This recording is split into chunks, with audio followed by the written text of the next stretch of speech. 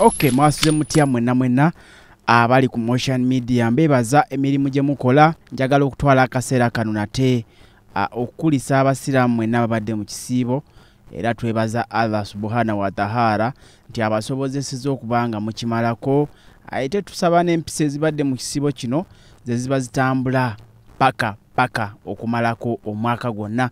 Olwaleero ntuse ne story ebadde efuuse namulanda nga mabeere g'embwa olutalo luli ku nsonga z'ettaka mu Buganda wano wasinze okuba ndowooza enkaayana ku ttaka ekibba ttaka n'ebintu ebirala ebyekuusa kusengula abantu mu bumenyi bw'amateeka.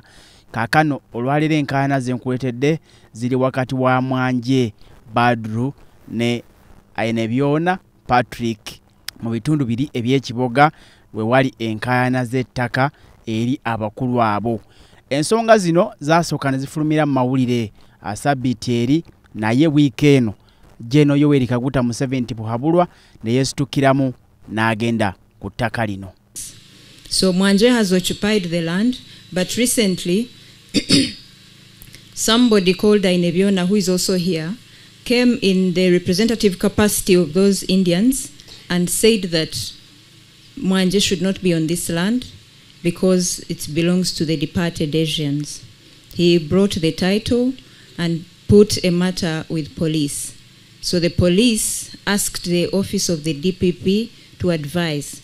The DPP, among other things, advised that they should open boundaries. When they came for the exercise of boundary opening, hardly a day after, Ayenebyona and his group came here and used that chance to evict Mr. Mwanje. The case has not been determined, neither at police or court, but even I think even by the time of the eviction, there was no report of the boundary opening exercise. So Brigadier Chamzi came in with his force and they occupied the land. So Mr. Mwanje right now is not on the land. Ettaka lino ligambibwa nti mukulu Mwanje Badru yaligula era liri bwoya ng'alimazeeko emyaka egisoba 30. Bino byonna yabinyonyodde President Museveni bwe yabadde atuuse ku ttaka eryo.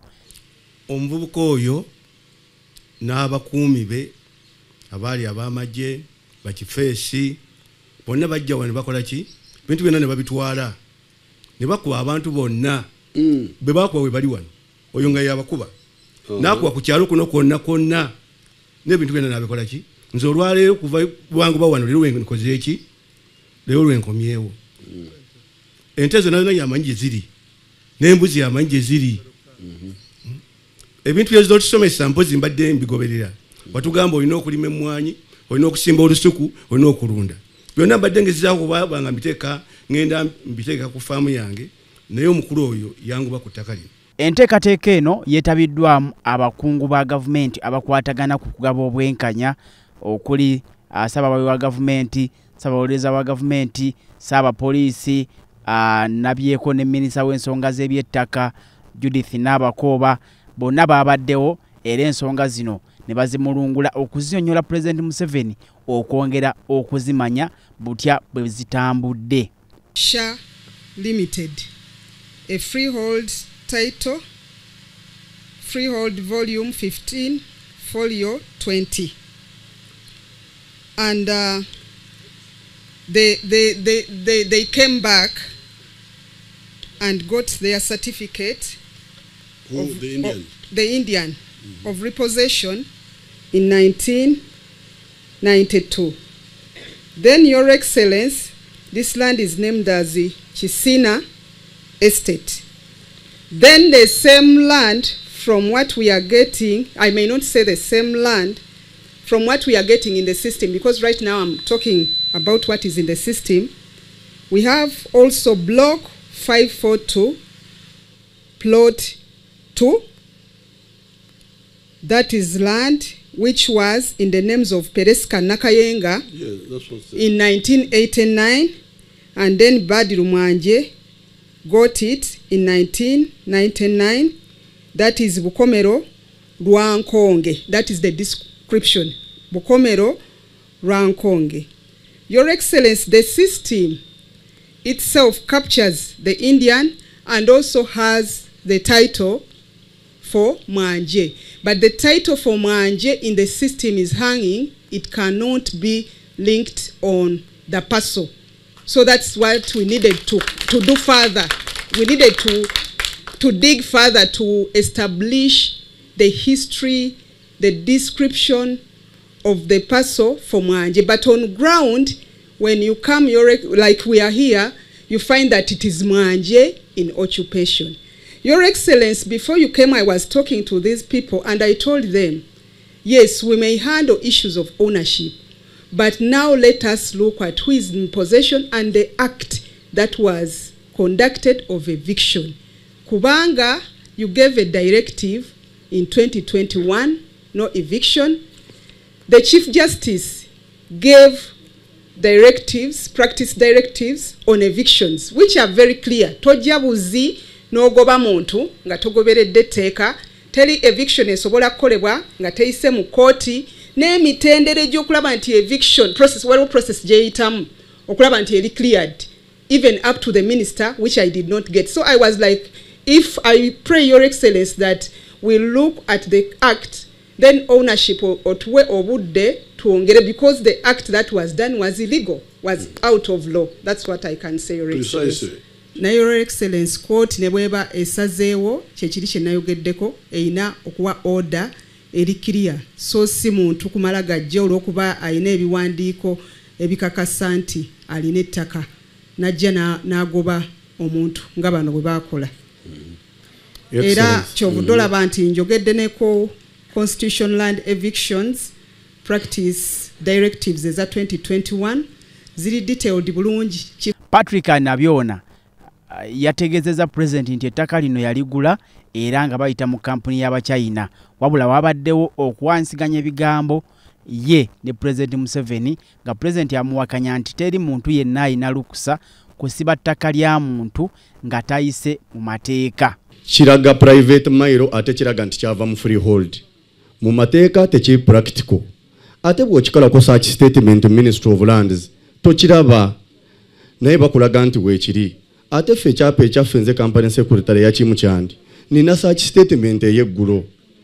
Ekyokusatu ekisembayo muzeeyi, ettaka lino erya freehold ery'abayindi erya Company ya Kimu Kyandi lyava mu mailo, naye mu budde buli balina kye bayitanga crown grant. Kati nga omunansi akkirizibwa okuowninga freehold title okuva mu mailo ng'agiguze ku munansi, omugwira ng'agiguze ku munansi, n'agende wa governor n'akola crown grant n'asobola okuowninga ettaka eryo mu freehold. N'olwekyo tewalina buyinza bwonna okusalawo to evict. Your Excellency, that's where I wanted to correct. I did not evict. Who evicted? We fenced off the boundary as the company. We put a wire. But you can't fence without permission. Your Excellency, ownership comes with rights. Because Your Excellency, No. when we reached here, Mwanje Badru yannyonnyodde President Museveni ku bimu by'abadde akoledde ku ttaka lino, okuli okuteekako faamu ey'ente, okulimirako emmwanyi, olusuku lw'ebitooke, okulundirako embuzi, nti wabula omukulu ono ayina byonna byonna yabitwala era n'amufuumula ku ttaka lino nga kwatadde n'okkuba abantu be yasangako emiggo ng'akozesa amagye ne bakifeesi. Kubanga you gave a directive in 2021, no eviction. The Chief Justice gave directives, practice directives on evictions, which are very clear. Tojabuzi no goba muntu nga togoberedde tteeka, teri eviction esobola kukolebwa nga teyise mu kooti, n'emitendera egy'okulaba nti eviction process, waliwo process gyeyitamu okulaba nti eri cleared, even up to the minister, which I did not get. So I was like, if I pray Your Excellency that we look at the act, then ownership otuwe obudde tuongere, because the act that was done was illegal, was out of law. That's what I can say, Your Excellency. Precisely. Na Your Excellency, court ne bweba esazeewo kyekiri kye nayogeddeko eyina okuwa order eri clear, so si muntu kumala gajja olw'okuba ayina ebiwandiiko ebikakasa nti alina ettaka najja n'agoba omuntu nga bano bwe baakola. era kyovudde olaba nti njogedde neko twala ne bakuba abantu bonna bwe bakuba we bali wano oyo nga yabakuba nakuba ku kyalo kuno kwonna n'ebintu byonna nabikola ki nze olwaleero kuva bwangu ba wano leero wenkoze eki leero lwenkomyewo ente zonna zonna yamanyi gye ziri n'embuzi yamanyi gye ziri ebintu byezotusomesa mpozi mbadde mbigoberera watugamba olina okulima emmwanyi olina okusimba olusuku olina okulunda byonna mbadde ngezizaako kubanga mbiteeka ngenda mbiteeka ku faamu yange naye omukulu oyo yanguba ku ttaka lino ng'ate n'ebiwandiiko ali nabyona ate ng'omukulu oyo yampabira mu kkooti nga 19 bwe twatuukayo n'ajjayo ki omusango wajjayo omusango alina President Museveni alagidde poliisi ekwate alina byonoono Patrick emutwale mu mbuga z'amateeka era n'amulambika engeri gy'asobola okuba ng'afuna ettaka lino kubanga ettaka sirirye oba alina akakunkuna ayandibadde agenda mu kooti n'ebasalirawo eggoye Badru mwanje ne mulaba wano mu Kyenda nti yaguze ettaka lino kye nalaba wano nga yagula mu Kyenda n'ajja wano nti ettaka lino lyani ani asalawo kooti yasalawo bali abali bagala kujjako mwanje bandigenze mu kooti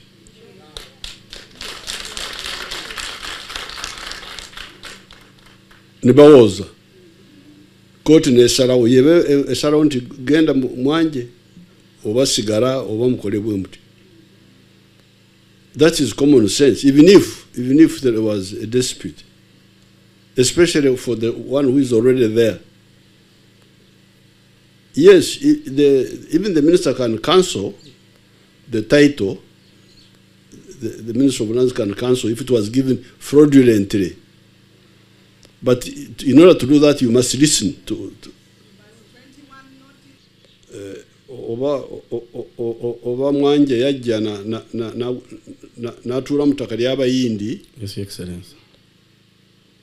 N'asenga mu ttaka ly'abayindi. Yes, Excellency. Mu ngeri enkyamu. Yes, Excellency. Kati mwe ne mujja luvannyuma ne musanga yawamba. Mwandibadde muwaaba omusango. Yes, Excellency. Either mugenda mu Minister of Lands. Oba mugenda Minister of Lands. Minister of Land akebere agambe nti ekyapa kya mwanje kifu kyali kya bulimba. Yes, Your Excellency.